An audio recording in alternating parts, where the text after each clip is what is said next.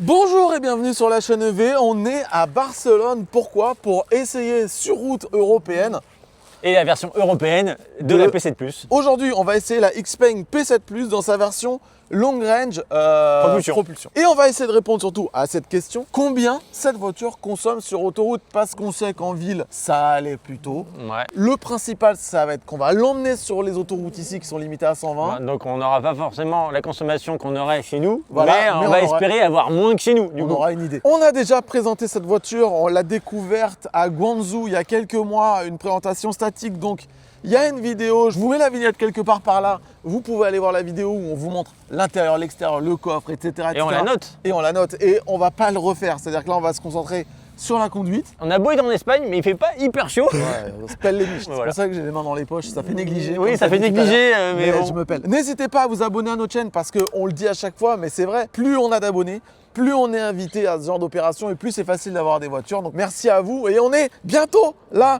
aux 100 000 abonnés. Ça se trouve on les a dépassés, non je pense pas. Non. Et n'hésitez pas à nous rejoindre sur Instagram, évidemment. Bon, on va y aller, mais en attendant, on a un bon plan à vous partager, un bon plan recharge. Ça dure une semaine donc il faut en profiter. Je vous explique ça tout de suite. En effet, j'ai un bon plan et si je vous dis que c'est un bon plan, c'est vraiment un bon plan. En plus, il dure qu'une semaine jusqu'au 7 avril, donc restez jusqu'à la fin. Ça se passe chez Atlante. Chez Atlante, le kilowattheure, c'est entre 54 et 59 centimes, voire 29 centimes si vous avez l'abonnement Atlante Go à 9,99 € sans engagement. Mais ça, vous le savez déjà. Ce que vous savez peut-être pas, c'est que chez Atlante, il y a le chargeback. Vous faites une recharge à 15 € via l'application MyAtlante et Atlante crédite automatiquement ces 15 € sur votre compte Atlante pour la recharge d'après. Donc en gros, vous payez une recharge, vous en avez une gratuite, ça fait baisser le prix des recharges par 2 et donc ça fait passer le kilowattheure à 25 centimes, voire 14,5 centimes si vous avez l'abonnement Atlante Go, ce qui fait qu'Atlante est le réseau de recharge le moins cher de France actuellement. Mais ça, vous le savez peut-être déjà. Si vous rechargez avec l'application MyAtlante, rentrez tout de suite le code promo la chaîne EV5, ça vous crédite votre compte Atlante de 5 € pour recharger 5 € gratos. Mais ça, normalement, vous le savez déjà aussi. Ce que vous savez peut-être pas, c'est que du 1er avril au 7 avril, Atlante organise la chasse aux œufs, parce que c'est pas qu'actuellement, il y a un concept. Et c'est plutôt simple. Vous vous rendez sur une station Atlante, sur l'écran, normalement, il y a un QR code, vous scannez le QR code, et vous allez gagner à coup sûr entre 5 et 50 € de recharge gratos. Voilà, c'est ça le bon plan. Tout le monde est gagnant. Il n'y a que des gagnants de 5 à 50 €. Donc, je résume. Vous téléchargez l'application MyAtlante, vous rentrez le code promo la chaîne EV5, 5 € gratos, vous vous rendez dans une station Atlante du 1er au 7 avril, vous scannez le QR code sur l'écran et vous gagnez de 5 à 50 €. Voilà. Si ça, c'est pas un bon plan, j'y connais rien. Ouais. Bon, nous voici à bord de la Xpeng P7 Plus. Comme on l'a dit dans l'intro, on a déjà fait un tour complet de l'intérieur de la P7 Plus, intérieur, extérieur en statique, en Chine. Donc on va pas revenir là-dessus, pas du tout. Par contre, ce qu'on va faire aujourd'hui, c'est vous présenter tout ce qu'on n'a pas pu voir en statique, voiture allumée, etc., voilà. etc. Et les menus n'étaient pas du coup en français, on n'avait pas pu accéder non plus à toutes les fonctionnalités dans la voiture. Donc là, même en statique, on a d'autres choses à vous présenter avant même qu'on roule. La première chose, c'est l'écran. Donc l'écran central, c'est le même que sur Xpeng. On reparlera de l'OS un petit peu tout à l'heure. Mais sur les G6, G9, etc., devant le volant, il y avait un écran assez grand, format gros téléphone, quoi. Ouais, c'est ça. Et ben maintenant, c'est devenu un tout petit écran, tout fin, où il y a vraiment juste quelques infos principales. Quand on appuie ici sur le bouton, ici, on peut changer les affichages. Voilà, c'est vraiment minime. Mais il y a une énorme nouveauté. Et ça, Alex, il frétille de partout. Ouais. C'est le tête haute ici. Alors, est-ce qu'on va le voir? Voilà. Là, on voit le tête haute. Alors, le tête haute, ce qui est cool, c'est qu'il est hyper configurable. Il est configurable. Non, pour moi, il manque des trucs. Ah, il manque quoi? Bah, déjà, il manque de pouvoir afficher le pourcentage batterie. Ah oui. Ouais, le pourcentage batterie, il est affiché que en haut à droite de l'écran.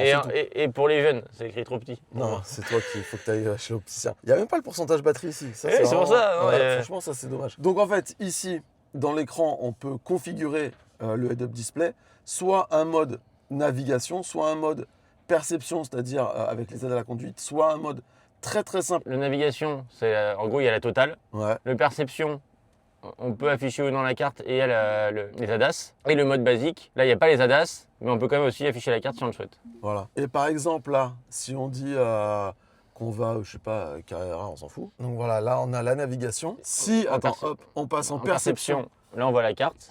Là on voit la carte et les ADAS, on voit les voitures à côté, etc. Donc c'est paramétrable.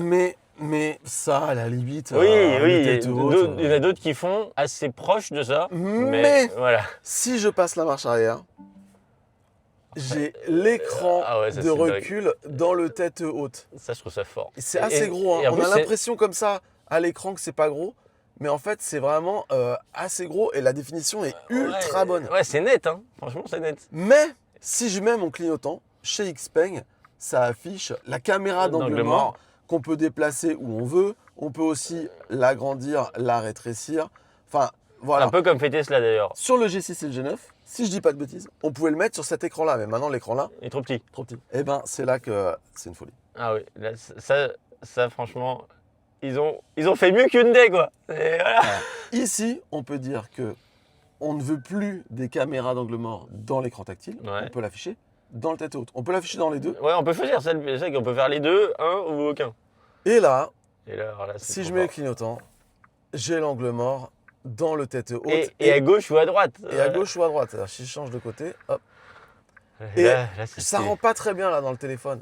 En vrai, c'est ultra net. Et là, vraiment, vous conduisez, vous mettez le clignot, et en face de vous, vous avez toute la vision là, et en même temps, vous avez l'angle mort. Non mais Ah non, ça c'est trop fort. C'est aujourd'hui pour moi la nouvelle référence de l'affichage de l'angle mort sur le tableau de bord parce que là en tête haute c'est juste parfait quoi. maintenant, on va parler un petit peu de l'écran. Vite fait, l'OS Xpeng, on connaît. Pour moi, c'est un des meilleurs. Il est ultra personnalisable, on le voit à la caméra là. On peut avoir, comme chez Tesla, la map avec les ADAS, on va dire, la vue de la voiture. Mais on peut aussi changer les dimensions des ADAS Attends, on va aussi faire ça qui est stylé aussi. avec trois Avec doigts. 3 doigts. Sur le petit écran ici, en cliquant ici, on peut afficher autre chose. Par exemple, la musique. Donc on peut mettre Spotify ici et le GPS là. On peut agrandir Spotify si on le souhaite et avoir le GPS en petit. Hop, en tirant du haut, on a des raccourcis rapides pour les actions vraiment de base de la voiture pour accéder rapidement justement au rétro, c'est chauffant, des choses comme ça. Et ce que tu aimes bien aussi, c'est la partie paramétrable. Grave. C'est-à-dire que en fait, chez Tesla par exemple, on peut personnaliser que de 4 à 6 boutons, je sais plus. On peut pas personnaliser toute la barre. Là, on clique longtemps sur un pixel. Ah oui, même les températures. Si je Mais veux oui. plus avoir les températures, je peux les virer et mettre On autre chose à peut la place. faire tout ce qu'on veut. Par exemple là, c'est le sélecteur du mode. Il prend 4 slots. On peut dire je l'enlève. Ah, là. Et je mets, hop, le mode chien ici, voilà. Le GPS, on le met là, en premier par exemple. Non, on va mettre la maison en premier. Attends, mais je peux virer la température? Mais oui. Attends, c'est fort. Et Et là, tu je peux mets- mettre, et après, je veux mettre le volume. Voilà. La barre qui n'a aucun sens. Et ce que j'aime, c'est que le logo là, tu vois, il est vert. Ouais. Quand tu le déplaces, il arrive ici et il se met aux couleurs Ouais, des ouais. autres. Non, c'est. Il y a un truc hyper important qu'on n'avait pas dit. On avait dit lors de la présentation statique qu'il n'y avait pas de boîte à gants sur la voiture. Oui. Parce que sur la G6, il n'y a pas de boîte à Ouais, gants. là, on se dit, ouais, il n'y a rien. Et en fait, bah, si, il y a un bouton. Il y a une boîte à gants. Et dernière chose dont je voulais vous parler, je vais le configurer parce que c'est pas le cas actuellement. Voilà. Et là, on a Apple CarPlay. Et contrairement à l'ancienne OS, avant le CarPlay prenait tout l'écran. Ouais. Là, on a CarPlay. Ah, c'est trop stylé. On peut avoir ici, donc on change et on va mettre par exemple le GPS. Enfin, là, ouais, tu pourrais mettre. Et là, j'aurais tendance à mettre ici vraiment le truc de navigation, le truc qu'on a l'habitude. Et du coup, ici, on peut se mettre un BRP si on a envie. Et si on a envie de mettre CarPlay en entier, on le met en entier. Ah, c'est trop stylé, ça. Et c'est Ah. hyper bien intégré, là, quand même. Et on garde ici toutes les commandes pour le chauffage, la clim, le. Là, ouais. En fait, tu m'énerves parce que je sais pas, je dis ouais, moi, l'OS c'est pas mal, c'est un plus quand même, c'est cool. Mais c'est pas ce qui ferait forcément que j'achète une voiture. Mais là, c'est quand même, enfin, c'est assez complet quoi. Ouais, mais là tu peux pas ne pas aimer ce truc-là. Enfin, je veux dire, c'est canon quoi. Et un dernier truc dont on n'a pas parlé, c'est les X-Combos. Les X-Combos, ça peut paraître un détail, mais en fait c'est quelque chose qui vous permet dans votre appli Xpeng de créer des routines pour configurer la voiture exactement comme vous le souhaitez. Vous pouvez faire plein de petites routines. C'est hyper simple. C'est si le passager s'assoit, alors je lui active les sièges massants. Est-ce qu'il y a la communauté qui met à disposition des X-Combo? Mais oui. Ah bah, alors là, franchement, je pose la question en toute naïveté. Alors, vous savez quoi? Ah, mais j'ai fait un X-Combo qui, c'était un nettoyeur de prout. En fait, on le lançait à la main et ça disait, je détecte que quelqu'un a pété dans la voiture. J'active le rafraîchissement de la voiture, ça ouvrait un peu les fenêtres et ça mettait la ventile à fond. Et 2 minutes après, ça refermait tout en disant, c'est bon, ça sent bon. L'odeur de paix est partie. T'es fier, C'est t'es mon fier. niveau- Je sens que t'es fier. bah, Ouais, chacun ouais. son niveau d'humour. Et j'avais envoyé un lien en story en disant, vous pouvez le télécharger. Mais j'ai Donc, perdu maintenant. Ah. Non, bah là, tu peux pas Mais être par X-Combo et dire je vais choisir un repos Ah de la bah, communauté. regarde, bah, bien sûr que si. Ah, X-Combo. il y a Jala, des recommandés. Ah Jala, oui. il y a plein de trucs Ah, donc voilà, donc recommandés. il y a bien des trucs de la communauté. Mode écho du siège, faible consommation en cas de batterie faible. Rappel de recharge en cas de batterie faible. Par exemple, il y en a un que j'ai installé direct sur la voiture. C'est dès que tu démarres, ça te dit est-ce que tu veux couper toutes les aides de merde? Tu fais OK. Et ça enlève l'alerte de survitesse, la vigilance conducteur, etc. Donc tu peux faire ton safety switch un peu à... Le problème, c'est que ça s'active au démarrage. Oui, tu le fais pas, ça... Si tu rates la pop-up, bah après, il faut que tu fasses toi à la main. Enfin, moi qui aime l'automatisme, la domotique, Home Assistant, tout ça, oui, je peux pas dire que ça me fait pas kiffer de voir ça. Il y a des gens avec qui on a discuté, qui font les essais avec nous, qui nous ont dit, je trouve que l'OS est compliqué. Moi déjà, je trouve pas. Alors moi, perso, qui suis pas habitué à des OS comme ça, et qui est habitué à des OS peut-être compliqués, je trouve qu'on est quand même assez proche de l'ergonomie Tesla, même si les menus, forcément, c'est pas les mêmes. Moi, ça me perturbe pas d'aller chercher quelque chose là-dedans, déjà. Il y a beaucoup d'options. Moi, personnellement, je préfère qu'il y ait du paramétrage. Du coup, tu peux faire la voiture comme tu le souhaites, plutôt que dire, que le constructeur ait défini, la bonne solution, c'est celle-là, et en gros, je te donne pas le choix, quoi. Bon, voilà, je pense que là, on a fait le tour des petites nouveautés à l'arrêt. Maintenant, ce qu'on va faire, c'est qu'on va conduire. Et ce que je vais faire, c'est que je vais te laisser le volant. Ah, très bien. Alors, avant de partir, vite fait, sur la conduite, hop, ici, on a plusieurs modes. Alors là, il y a une erreur de traduction, Desport. Ensuite, on a la direction assistée. On peut l'avoir léger, moyen ou lourd, mais même si on le met en lourd, chez Xpeng, c'est léger. La sensation de la pédale de frein. On a essayé un peu hier, Ouais. c'était pas flagrant. Et le X-Pedal, c'est surtout ça qui est très intéressant. Donc, le freinage régénératif, on peut le désactiver, le mettre en bas, moyen ou élevé. Et on peut activer le mode arrêt qui est le One Pedal. Et- Alors, j'ai l'info. Pour toutes les autres, les G6, les G9, ça arrive cet été, le One Pedal. Ah, mais attends, du coup, on peut faire du One Pedal. One Pedal avec régène basse. faible régène. C'est ça la grande nouveauté quand même. Il y a du One Pedal, on l'avait en Chine et ça y est, on l'a en Europe. Donc toutes les Xpeng vont l'avoir prochainement. Alors est-ce que tu peux nous dire si il y a moyen de faire genre 5 cm pour faire une manœuvre en One Pedal? Là, je lâche. Alors, je peux avancer quand même très précis, mais on sent elle est retenue. Ouais. Tu sens que tu forces contre un truc retenu. Contrairement à une Tesla où tu sens juste que ça libère. Après, c'est très bien. Je pense que je lui mettrais au moins un 8 sur 10. Ouais, c'est pas mal. Par contre, quand on passe en marche arrière, est-ce qu'il y a le One Pedal? Non, j'ai un rampage. Ah, t'es en rampage. Ok. Par Ouais. contre, si on éteint la voiture, on revient, on a le One Pedal, il est permanent. Ouais. Il a tout le temps, c'est-à-dire avant One Pedal, arrière rampage. Bon allez, let's go, on va se balader un petit peu en ville. On va regarder un petit peu la conso, mais encore une fois, Barcelone, ça monte comme as. Ouais. Je pense pas qu'on va avoir de chiffres hyper intéressants à vous donner, malheureusement. Ah, tu vois, quand je lâche la pédale, tu sens que tu vois, il y a ce... C'est un peu comme la Twingo ouais. en fait. La fin du One Pedal, elle fait un petit toc. Ouais. Enfin, franchement, Ouais, si c'est acceptable. si toutes les voitures avaient ce One Pedal là, on serait tous heureux quoi. Donc, premier ressenti sur la route d'Alex. Ouais, déjà, je trouve ça hyper smooth au niveau de la direction. Je te mets direction lourde. Ouais, alors si, un petit peu plus quand même. Ouais, mais ça reste light. Hein. Ah oui, si, un petit peu plus quand même. Je trouve que ça se prête bien à la voiture. Zen quoi. Tu vois. Exactement. Moi, je te dis, j'ai eu une Xpeng pendant un mois, pendant un moment. Quand j'ai repris ma Tesla, je pensais que la direction assistée était en panne. Je me suis dit, merde, elle a un problème la Tesla. On va faire une petite aparté. Il y a beaucoup de gens qui nous disent, on veut pas la P7+, on veut la P7. La Next P7. La P7, quoi, tout court. Parce que la P7, sincèrement, elle est 100 fois plus jolie. Il n'y a rien à dire. ouais. Mais la P7, c'est beaucoup plus haut de gamme que la P7+. C'est des batteries plus grosses, etc. Et ça vaudrait beaucoup plus cher en France. Et c'est un peu moins d'habitabilité que celle-là aussi. Hein. Là, elle a vraiment beaucoup plus de polyvalence que la Next P7. La P7, c'est une voiture typée sport avec un intérieur beaucoup plus sport, un volant sport, etc. Elle, c'est vraiment la voiture de famille, d'entreprise, de taxi, etc. C'est la voiture zen. On le voit au tableau de bord, la forme du volant, tout, les matériaux, les couleurs, Ouais. tout est fait pour le zen. Maintenant, on a parlé de l'intérieur, tableau de bord, système OS et tout. Voilà, on est quand même sur quelque chose, une présentation qui est plutôt genre haut de gamme. Parlons du son. Est-ce que le son, il est haut de gamme? Bah, ça tabasse plus que ma Unix 6 en tout cas. C'est incroyable. Enfin, c'est pas incroyable. C'est très très bon. Non, c'est bien. Ouais, franchement. En fait, ça tabasse. On n'a pas de bruit de mobilier qui vibre. Le son est plutôt clair. Des bonnes basses. Ouais, et on n'a pas la sensation d'être en limite de son, quoi. Est-ce qu'on essaie de mettre juste un petit bout de son de rien du tout? C'est pas mal, quand même, hein.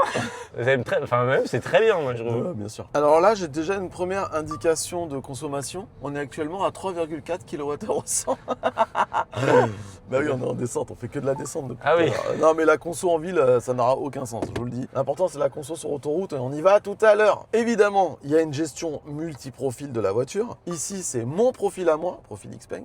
Quand on clique dessus, voilà, c'est JC. On peut avoir plusieurs types d'utilisation de la voiture avec les réglages des sièges qui vont bien, etc., etc. On peut inviter des gens comme chez Tesla. On peut filer sa clé à quelqu'un qui aura donc la clé sur son smartphone et lui retirer quand il n'utilise plus la Ça, je voiture. connais pas encore ça, mais c'est vrai que je trouve ça fort quand même. C'est trop bien. Je vous dis vraiment l'OS de cette voiture est vraiment top. Par contre l'appli, on peut en parler 30 secondes. L'appli, je vais vous la montrer, je vais faire un petit screen. Je la trouve moins quali que celle de Tesla. Elle est quand même assez complète, il y a pas mal de choses. Et surtout que moi, je l'ai en mode invité. C'est-à-dire qu'en fait, quand on est propriétaire, on a plus de choses que quand on est en mode invité. Par exemple, en mode invité, on ne peut pas géolocaliser la voiture. On peut faire plein de choses, rechercher sa voiture, le monter-descente, le parking en dehors de la voiture. Enfin bref, c'est un peu moins complet que Tesla. Bon, et il y a un autre truc aussi, c'est qu'on a une dashcam et un mode sentinelle qui s'appelle le X-Guard, je crois, un truc comme ça. Si vous avez un accident, vous pouvez enregistrer. Ça, il y a beaucoup de gens qui font de la dashcam. Même Renault fait de la dashcam maintenant. Mais par contre, le X-Guard, vous le lancez. Et si quelqu'un tape votre voiture dans la nuit, vous aurez la vidéo. Je ne sais pas si ça marche bien. Au tout début de la publication, ça marchait pas ouf. Tu veux qu'on laisse la voiture ce soir et que je on la fasse tabasse. je vais tabasser la voiture pour voir? Ouais, on peut même pas attendre ce soir en fait. Ouais.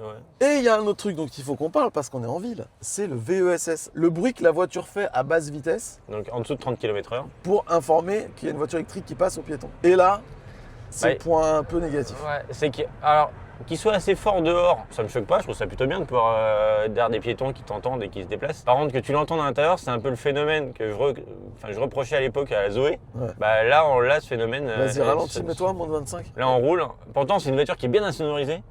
Et là, on roule et on entend le bruit Mais du arrête de VSS. parler, qu'on l'entende. Bon, je sais pas si vous l'entendez, mais ça, c'est un des points négatifs. Et en plus, il fait un peu beau, que vous roulez fenêtre ouverte. Ouais, alors là, vous entendez que ça, c'est horrible. Surtout qu'il se revendique avec une voiture avec une insonorisation active. Ouais, mais elle fait trop de bruit au ralenti. Voilà. Donc, c'est un peu dommage. Bon, et sinon, il y a un autre truc. Tout à l'heure, on a dit qu'il y a certaines personnes qui trouvaient l'OS un peu compliqué et que quand tu voulais chercher des trucs, fallait fouiller et tout. Mais en fait, il y a un assistant vocal qui est vraiment trop cool et qui te permet de faire beaucoup de choses. Hey Xpeng, Le passager est en train de parler. passe en mode sport. Pour des raisons de Ah oui, sécurité, c'est moi qui le seul dire. le pilote principal est Vas-y, je autorisé le à fais. utiliser Vas-y. cette fonction. Hey Xpeng, passe en mode sport. Le mode sport est activé. Et on peut lui faire plein de trucs. On a chaud, on a froid. Hey Xpeng, Le passager est en train de parler. active le massage de mon siège. Le massage du siège passager est activé. En fait, il y a beaucoup de trucs qu'on n'est pas obligé d'aller chercher dans le menu en fait. Bah, c'est toujours pareil avec ce genre de système. Si quand tu demandes un truc, elle comprend pas et que ça marche pas, tu as pu l'utiliser. Ça va faire c'est bon, elle va pas me faire chier à devoir trouver le bon mot qui fait que ça marche ou quoi. Et là, faut avouer que ça marche quand même plutôt bien. Du coup, de manière naturelle, tu réussis à avoir ce que tu veux juste par la parole quoi. Maintenant, il y a un reproche qu'on peut faire à cette Xpeng P7 Plus, c'est que c'est une voiture ultra tech et il n'y a pas de feu matriciel. Ouais, je trouve ça un peu décevant quand même. Et les feux matriciels, quand on vit en ville, on s'en fout. Ouais. Mais quand on vit à la campagne et qu'on prend des départementales la nuit, ou possiblement il y a des animaux, On croise des voitures, du coup, mais on veut garder un maximum de visibilité. c'est génial. Bah ouais, C'est éclairer, vraiment- éclairer que la partie droite et pas éclairer le mec en face, bah c'est top. Et moi, j'ai essayé une G6 un peu longtemps et je trouvais qu'elle éclairait très très mal. Moi, ce que je te propose, c'est qu'on retrouve Charles au carré, nos deux Charles, et qu'on aille se balader la nuit dans les environs de Barcelone pour tester un peu les phares. Ça commençait mal qu'on aille se balader la nuit avec les deux Charles. Allez, c'est parti. Allez. Bon, chose promise, chose due, on est dans la Xpeng de nuit pour tester l'éclairage parce que cette voiture n'a pas les feux matriciels. À choisir entre les sièges maçons à l'arrière ou les feux matriciels, perso, j'aurais préféré les feux matriciels. Mais je pense que tout le monde. Nous aussi. Et pourtant, ils sont à l'arrière. Et oui, parce que voilà, derrière, il y a Et les les deux guests. Charles. On vient de manger, on s'est dit, on va digérer en faisant une petite balade. Moi j'ai envie de dormir perso. On va en profiter pour vous montrer un petit peu l'intérieur de la voiture de nuit. Il y a des éclairages un peu partout. Sous le bandeau ici. On a choisi orange, bon c'est un orange un peu léger quand même. Tiens, change la couleur, tiens, j'y sais pour voir. Hey Xpeng, Salut. change la couleur d'ambiance en violet. La couleur de la lumière d'ambiance est réglée. Et voilà. Ça ressemble un peu plus de cette couleur là, c'est un peu secoupe volante là. Hey Xpeng, Bonjour. change la couleur d'ambiance en rouge. La couleur de la lumière d'ambiance est réglée. Ah, c'est presque orange, ça me plaît. Bon, sinon on est sorti pour essayer les phares et c'est éclairé partout. Ah, c'était noir il y a 2 secondes et là on arrive sur des routes éclairées, super. Eh bon, sinon les gars, vos essais c'est quoi là? Parce que vous allez sortir chacun une vidéo. Exact. Et ben écoute, du coup nous on a fait une vidéo ensemble avec Charles. Et moi sur ma chaîne ça sera vraiment axé sensation de conduite, confort, les sensations de pilotage. Et moi, sur ma chaîne, évidemment, je vais partager aussi mes sensations de conduite, mais avec un accent qui sera fait sur la partie techno de la voiture parce qu'il y a quand même pas mal de choses à dire en comparatif avec Tesla notamment. Il y a pas mal de trucs qu'on a ici et qu'on n'a pas chez Tesla. Et inversement un peu. Et inversement, un peu moins, je pense. Mais là, il y a des beaux trucs quand même. Ah, c'est Voilà, peut-être c'est la là route, qu'il fait noir. Alors là, je veux votre avis là. On a 100 mètres pour juger Ah. l'éclairage de cette voiture. Moi, je dirais que c'est équivalent au G6. Moi, c'est surtout dès qu'il y a des voitures en face, tu vois vraiment pas très loin, quoi. Comparé à des matriciels. Là, c'est pas mal en fait. Ah, c'est correct quand ils sont allumés quoi.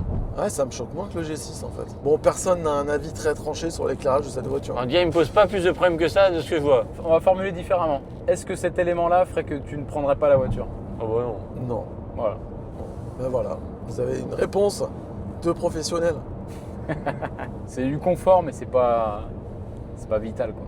Bon, écoutez, je vous propose maintenant de passer à l'autoroute. Bon, et ben maintenant, on passe à l'autoroute. Allez. D'accord, je reconnais le conducteur. C'est le mec qu'on comprend pas quand il parle et qui dit tout le temps que Youn est des seigneurs. Je suis dégoûtée. Et à un moment de réaction là, je fais. Hein, quoi? Donc on est à bord de la Xpeng P7 Plus et on est sur l'autoroute, on va vers Tarragone. Donc là, on va essayer de faire un max d'autoroute pour voir la conso à 120. Si c'est 14 kWh au 100, Ah, c'est top. c'est bien à 120. Si c'est 16, C'est moyen. c'est pas mal, c'est pas mal. Voilà. Et si c'est au-dessus, c'est pas ouf. Ouais, c'est 18, 19. Là, on n'est pas terrible. Donc ce que je vais faire, c'est que en face, ici, là, il y a une station Fastned. Il y a Fagnon Xpeng d'ailleurs. Hein. Je vous le montre là-bas. Parce que en fait, cette station fait partie d'une boucle que peuvent faire les essayeurs que nous, comme d'habitude, on On fait respecte pas. pas. Donc je vais dire, on va là, en face. Je dis commencer. Voilà. Voilà. Au moins, là, il n'y a pas de préconditionnement vu qu'on n'a pas dit une borne de recharge. Donc là, si on fait la route qu'il nous dit, c'est on fait en gros 6 km, on fait demi-tour et on revient. Donc nous, le but, c'est de rouler sur cette autoroute jusqu'à temps que ici, là, il y ait marqué qu'on arrive à 10% pour se faire un petit 10,80. Je crois que j'ai mis mon doigt devant l'objectif. Donc c'est Alex qui conduit sur l'autoroute. On va parler un peu de tout. On va parler des aides à la conduite, etc., de la recharge. C'est parti, Alex. Allez. Donc là, déjà, ce qu'on va faire, c'est petite voie d'accélération. Ça pousse, C'est correct. c'est correct. Donc là, on est sur l'autoroute. Bah, sur l'autoroute, nous, on aime bien activer l'autopilote. Hein. C'est quand même là où c'est le plus adapté. Attends, c'est à droite là.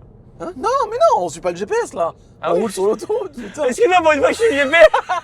Mais putain, c'est une dinguerie. Là, on reste sur l'autoroute. Justement, on n'écoute pas le GPS jusqu'à temps qu'il y ait 10%. Et pour une fois que j'allais écouter le GPS. En fait. Non, mais c'est quand même fou, quoi. Bon, bref. Alors, comment on active l'autopilote? Alors, pour activer l'autopilote, on appuie 2 fois vers le bas. Hop, on passe en autopilote et il se met à la vitesse à laquelle on roule actuellement. Sauf que là, je suis à 101 km/h. Donc là, pour le mettre à la vitesse des panneaux qui est 120, je reste appuyé. Et hop, il se cale à la vitesse des panneaux, 120. Et si la vitesse change, là, on l'a mis en manuel. Donc le panneau va changer. Et il suffira, je reste appuyé de nouveau sur le commodo, il se remettra à la vitesse que j'ai choisie. Mais dans l'OS, je montre ici assistance conducteur. Ici, on peut demander à virer la confirmation, ce qui revient à un changement automatique de la vitesse selon les panneaux. Mais on a vu que la lecture des panneaux, comme souvent les chinoises, c'est pas terrible. Enfin, comme souvent, tout court. Hein. Non, mais les chinoises sont moins bonnes que les européennes. Ouais, mais et à partir du moment où c'est pas parfait, de toute façon, pour moi, C'est la fonction- chiant, voilà, voilà. c'est chiant. Donc, Mais il y a un truc qui est intéressant, c'est que si sur la route que tu prends tous les jours, tu te rends compte que la voiture gère bien les panneaux, et ben tu peux l'activer pour ta vie de tous les jours, c'est très cool. Oui. Par contre, c'est vrai que sur un long trajet, il y a toujours un moment où elle va faire une dinguerie. Genre, t'es à 130, d'un coup, elle croit avoir un panneau 50, tu passes à 50 sur C'est ça. l'autoroute. Donc là, on est sur la version 5.8.7. Et donc, l'autopilote est mieux que ce qu'il y avait avant sur la 5.8.0, où là, il y avait vraiment des problèmes. Là, c'est pas mal. Donc, on l'a vu, le fonctionnement, c'est un peu comme sur les Tesla qui avaient encore un commodo de marche avant, marche arrière sur le volant. C'est exactement pareil, 2 coups et un coup long. Ouais, donc soit on peut mettre le régulateur adaptatif, soit on peut mettre le maintien de voie avec le régulateur adaptatif, mais on peut pas mettre que le maintien de voie. Et cette voiture a l'EAP, c'est-à-dire que là, il y a le changement de voie auto. Ouais. On le voit ici, je vous montre. Il y a le petit logo changement de voie auto. Là, un petit clignotant, hop. Wow. Direct, elle y va. Enfin, c'est Incroyable. Franchement, Enfin, ça, ça, c'est. Enfin, là, c'est le meilleur changement de voie auto de toutes les marques confondues. Maintenant, imagine là, sur le côté, il y a une voiture, tu veux te décaler un petit peu pour laisser de la place. Est-ce que tu peux le faire sans mettre de clignotant là? C'est juste te décaler un peu. Bah non, parce que là, le volant est quand même un peu verrouillé. Il est très verrouilleux, va. Bah, un peu quand même. Je peux pas le faire de manière douce. Et imagine, essaye de rester près de la ligne, comme si tu voulais t'éloigner d'un camion. Quand tu te sépares un peu de la voie, elle se met en mode co-conduite. Ah, Le mais- problème, c'est qu'elle veut remettre le mode Ouais. normal très rapidement.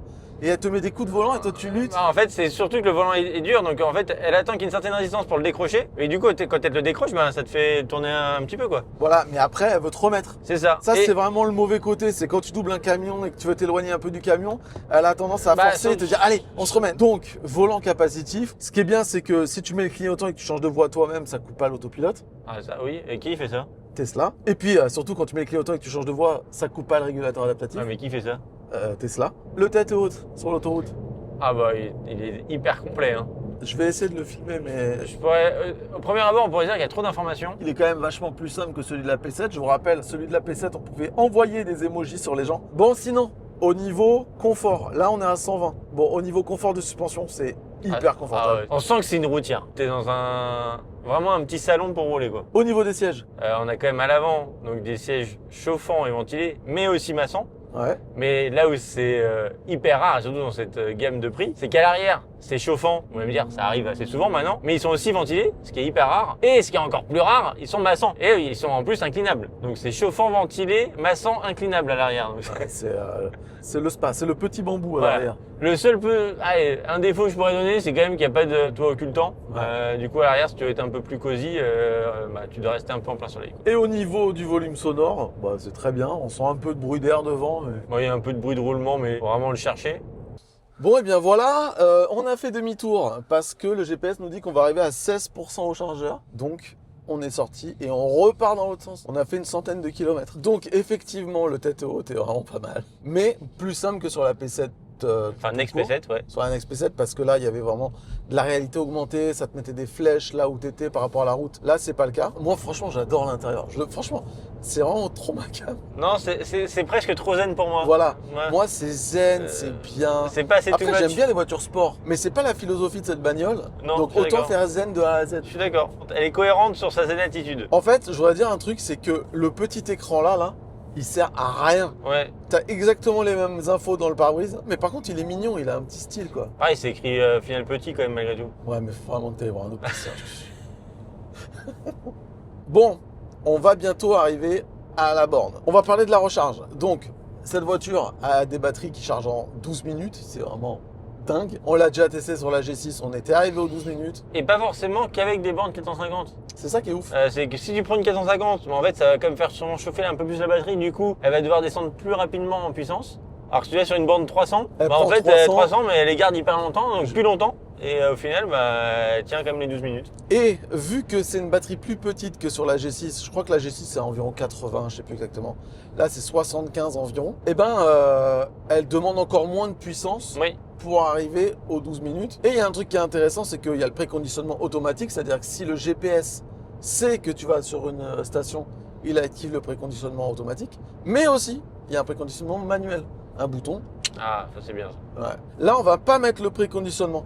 Parce que nous, ce qu'on veut, c'est mesurer la conso. Donc, le préconditionnement pourrait niquer un peu la conso. Mais vu qu'il fait 20 Donc, degrés, Ça devrait tourner quoi. ouais, et puis de toute façon, la voiture, elle roule depuis 1 heure, 1 heure et demie, là. Là, j'attends un petit peu. Je veux voir si elle accélère quand on double. Je roule à 93, le régulateur est réglé à 120. Je mets le clignotant, c'est parti. Changement de voie auto. Et ça accélère. Hein. Ah ouais. Voilà, c'est top.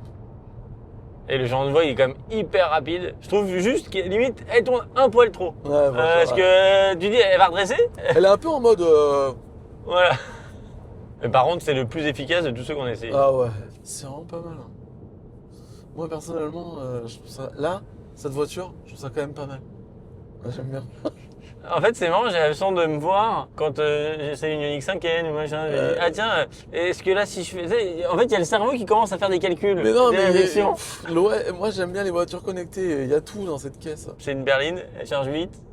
C'est zen, t'es Oui. amoureux de l'intérieur de la voiture. Mais le problème, c'est qu'il faut qu'elle consomme pas beaucoup. Bon, on se retrouve tout à l'heure justement. Quand on arrive à la station, on aura fait exactement une boucle. On sera à la même hauteur, au même dénivelé. Le dénivelé aura peu joué, un petit peu, mais peu. On pourra voir un petit peu combien elle a consommé. Sachant qu'on a roulé à 120 et il y a pas mal de moments où on n'est pas à 120 quand même. Ouais. Bon, petite séquence embouteillage. On est coincé dans un embouteillage qui est pas très long, a priori, d'après le GPS. Juste pour dire que là, donc, on est en autopilote et donc il y a le Traffic Jam Assist. Et il Et marche alors hyper bien. Bah voilà. Donc petit 1, il n'est pas brusque. Il ralentit doucement, il réaccélère doucement. Et il n'a pas de temps limite. Ah, en tout cas, s'il y a une limite, elle est très très longue parce que on peut rester arrêté quelques minutes et je pense qu'il repart. Hein. Ça, c'est vraiment génial parce que ceux où il y a un délai, souvent il est court, 5-10 secondes. Et donc finalement, tu dois refaire des trucs. Au final, tu dois vraiment rester concentré sur l'embouteillage, alors que là, c'est justement l'intérêt du trafic jam assist, c'est de ne plus vraiment être concentré sur l'embouteillage, parce que là, c'est tellement basique la circulation que être plus zen. J'y sais de plus en plus amoureux de cette voiture. Je sens qu'il y a un bon de commande à la fin du week-end. C'est un petit peu mon île de la tentation à moi. Là. La tentatrice, elle est là. Et moi, je dois faire non. La Tesla, elle va avoir son feu de camp. Ouais. Elle va me voir dans la voiture en train de faire Elle va dire quoi? Il a dépassé les limites qu'on s'était fixées. Je lui ai dit, tu peux essayer une autre, mais tu n'en achètes pas une autre. Tu lui caresses pas le volant. Caresser le volant, c'est trop. Bon, allez, on se retrouve à la recharge. putain. Est-ce que ça devient n'importe quoi? On arrive dans 2 minutes. Alors moi, j'ai passé un grand moment parce que j'adore vraiment tout. Il y a un petit bug dans la voiture. Donc, quand on veut désactiver l'avertisseur de franchissement de ligne, il se réactive tout seul. Ouais, il y a un petit comportement bizarre. Il y a une petite mise à jour à faire là-dessus. Mais sinon, voilà. Moi, Ah, si, j'aime on a eu aussi la tendance parfois à voir prendre les bretelles de sortir en Espagne parce qu'il y a un grand espace entre la ligne blanche de la bretelle et après les pointillés. Du coup, je pense qu'elle veut suivre la ligne blanche et du coup, elle a tendance à vouloir un peu y aller. Mais ça, je pense que ça n'arriverait pas en France. Allez, on sort. Je voulais tester un truc. Hey, Xpeng, Oh là. Bonjour. active le préconditionnement de la batterie. Xpeng ne sait pas comment ça marche. Bon, c'est un peu dommage, on ne peut pas activer le préconditionnement de la batterie avec l'assistant vocal. Il faudra aller dans l'écran, mais c'est bon. Bon, bah finalement, du coup, on l'a pas dit, mais on arrive à 15% de batterie. Ouais, donc c'est pas Alors, mal. le planificateur, depuis qu'on a fait demi-tour, c'est-à-dire à 100 bornes, nous disait qu'on allait arriver avec 15% de batterie, donc c'est plutôt fiable. Ouais. Mais on a vu de nos expériences précédentes que le planificateur, il n'était pas fiable. Donc, on ne peut pas en tirer une conclusion. Il faudra faire un road Ouais. trip avec. Mais c'est mieux que ce qu'on a pu voir, en tout cas. Ouais, là, c'était top de chez top. Donc, on arrive. Maintenant, ce qu'on va faire, c'est qu'on va la charger. Mais la première chose qu'on va faire, c'est regarder la consommation. Moi, j'ai dit 18 et toi, t'as dit 18 aussi, alors. Je dis 18,1. Ouais. Donc, Attention. Waouh! alors. On a fait 205 km et on a consommé 18,8 kWh au 100. Ouais.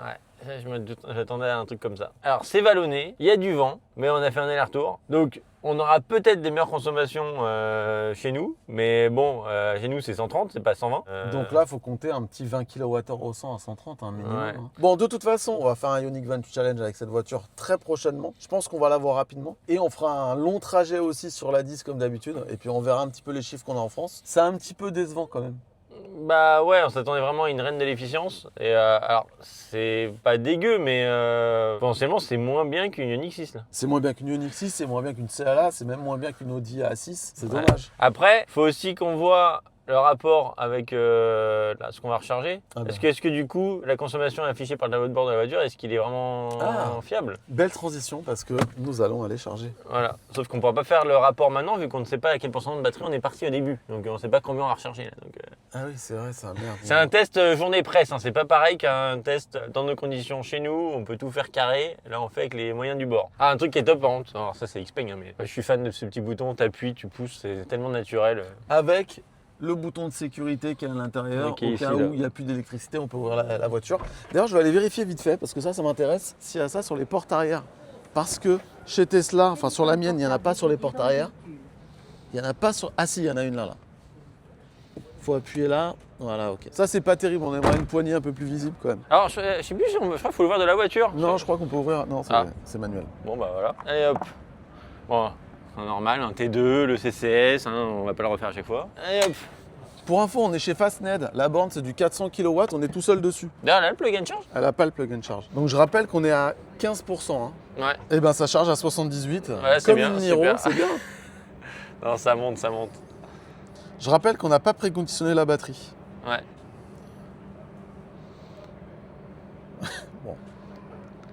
Ça monte.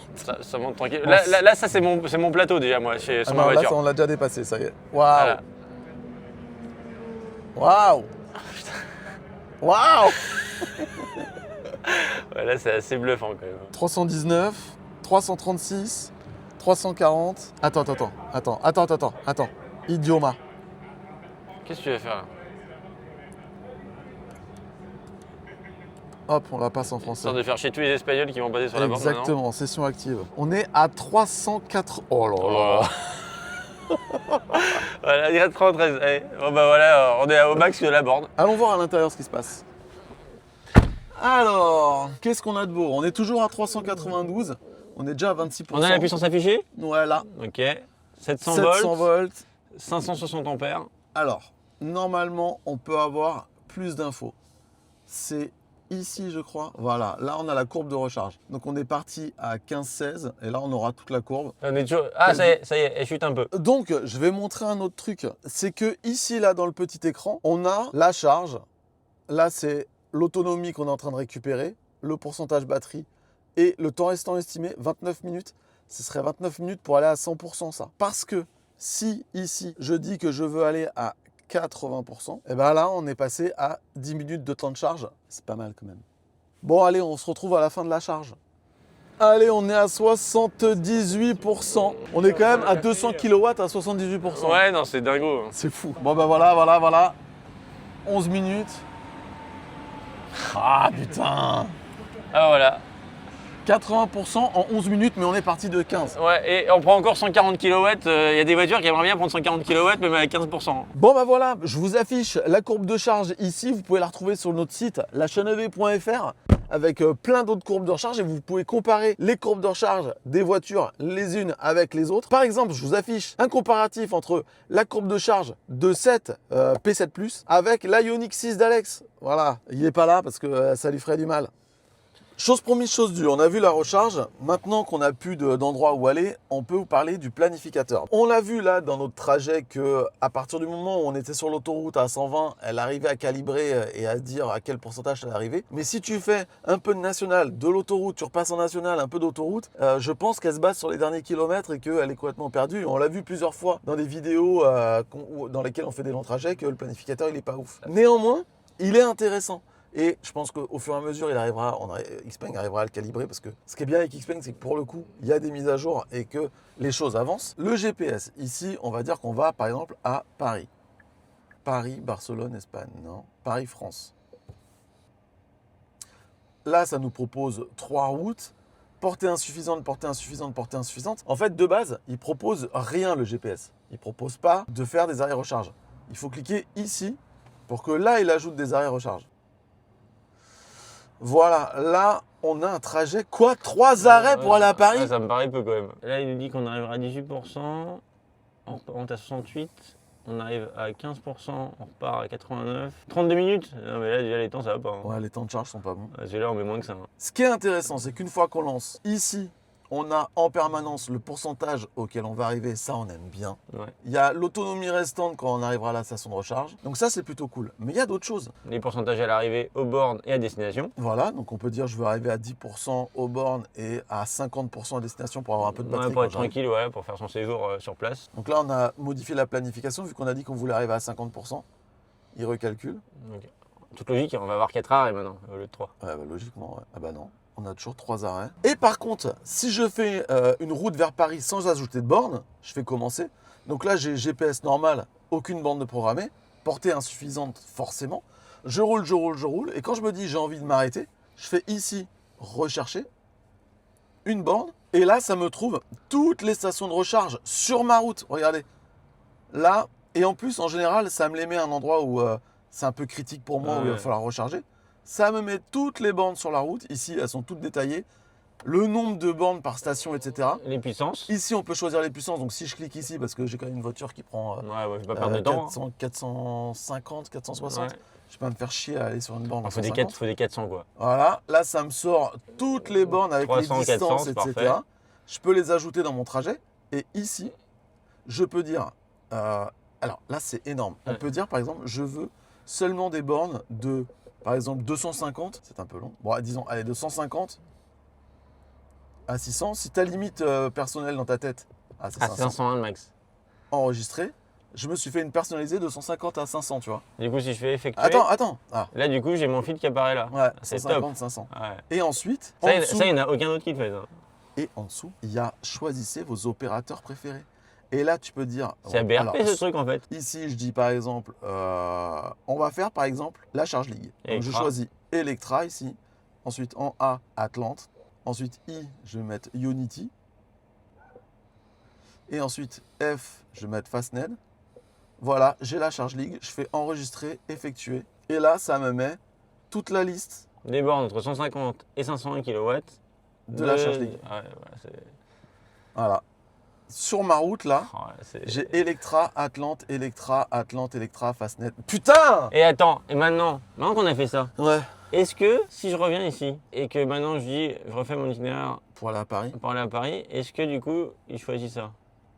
Et là je fais donc ici. Il y avait Allego tout à l'heure, donc Allego doit sauter. Donc, Electra, Unity, Ah, Unity. ça a l'air d'être bon. Hein. Et c'est ici que tu lui dis. Parce qu'en plus, tu as tes opérateurs de recharge préférés. Mais si sur la route, le Atlante, tu l'aimes pas, tu le décoches juste pour là et tu fais effectuer. Non, mais on est d'accord. Ah oui, là je ne veux pas dire le contraire. Bah, c'est sûr que tout ça, ça retire de la charge mentale en fait. Et donc, si on a un abonnement Atlante qui fait que tu as une réduction sur toute la charge ligue, tu dis je fais ça, tu vas pas payer cher, mais en même temps, il t'a mis des Unity parce que c'est des Attends, plus- et là du coup je fais non finalement Unity, je trouve qu'il y a trop de monde dans les périodes Oui, voilà. de voyage là. Voilà, Tout le monde typiquement. va chez Unity en ce moment. Je préfère éviter Unity, même si j'aime beaucoup. Du coup, je le retire, comme ça évitera que j'attende aux bornes. Du coup, est-ce que là, il va bien me retirer Unity en toute logique? Oui. Et là, du coup, j'ai que du Electra Atlante. Electra, Atlante, Electra. En plus, ça nous a retiré une borne, alors j'ai bien fait de retirer Unity. Là, en fait, là, on sent, c'est quand même Le- un Je sais ce que tu vas planificateur dire. qui a Je été sais. fait par des gens qui Voilà. utilisent la voiture électrique. Évidemment. On est d'accord que là, on est sur un truc juste trop bien, quoi. Ouais. Le seul bémol quand même que je Ouais. mets dans tout ça, c'est l'estimation du pourcentage, qui pour moi était Et plutôt pas ouf. cohérent. Et si ça, c'est ça qui permet pas de vraiment de concrétiser le truc. Tu vois, il manque Exactement. le truc qui fait ah c'est bon, là c'est no brain. Et du coup j'éclate Tesla. Alors. C'est là où au final ils éclatent pas Tesla à cause de ça. Ouais. Le jour où ils arrivent à avoir assez de data pour te faire une prévision précise du pourcentage à Tu sais que tu à destination, 2% safe. Ça, Elle me dit c'est, 2%, j'y vais. truc de malade. Alors qu'aujourd'hui 2% tu y vas pas. Bon, allez, conclusion de la vidéo.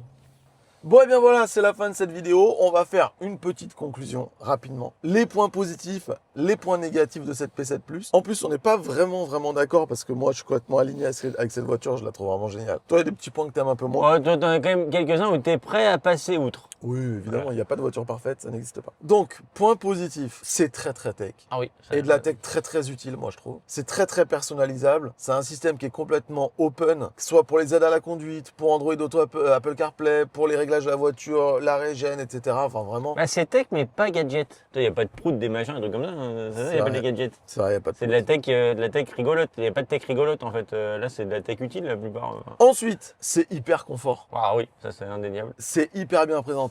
C'est la berline zen.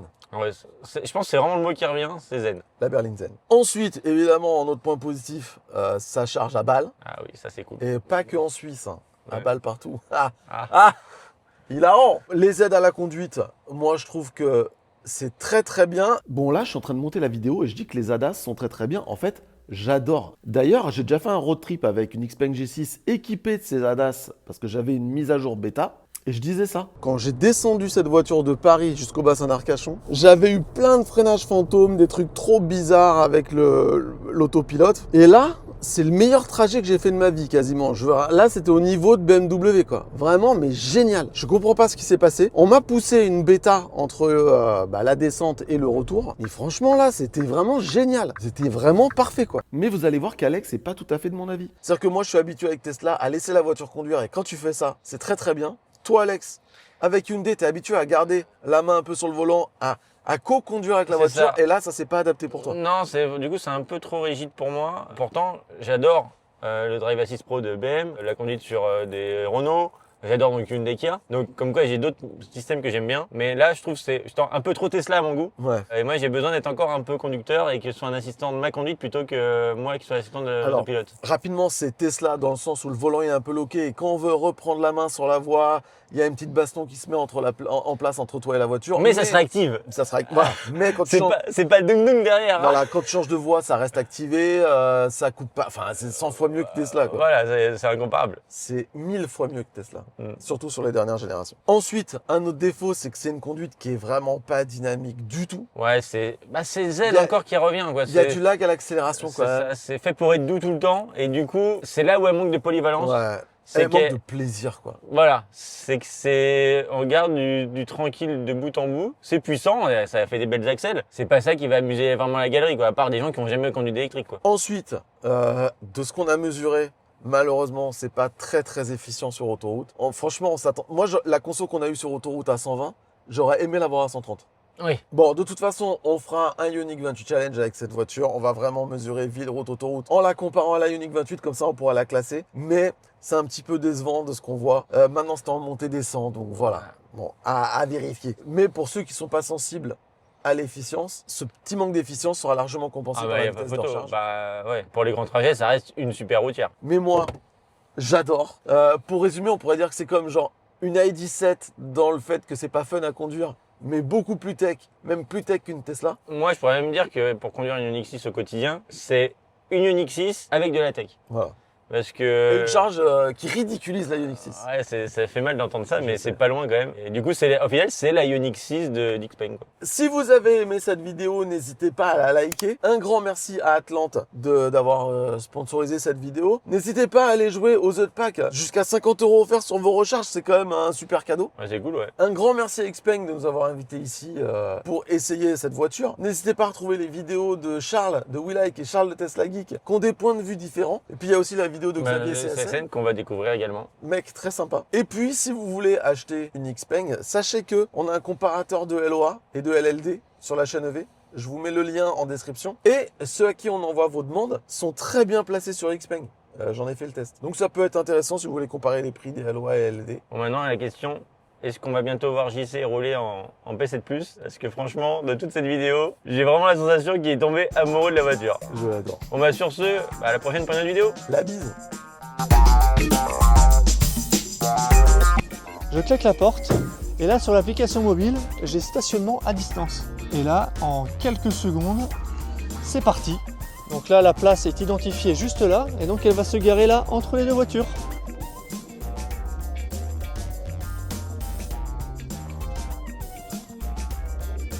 Et donc la voiture qui se gare toute seule, elle existe. On va tester un 0 à 100 et je vais faire un freinage d'urgence. Ok, Allez. je m'accroche alors. 1, 2, 3. Ok, petit temps de latence. C'est très Et progressif. là, boum, ça passe. Ça Et là- commence à partir à 60, là on est à 100. Ouais. Et attention, t'es prêt, je freine. Vas-y.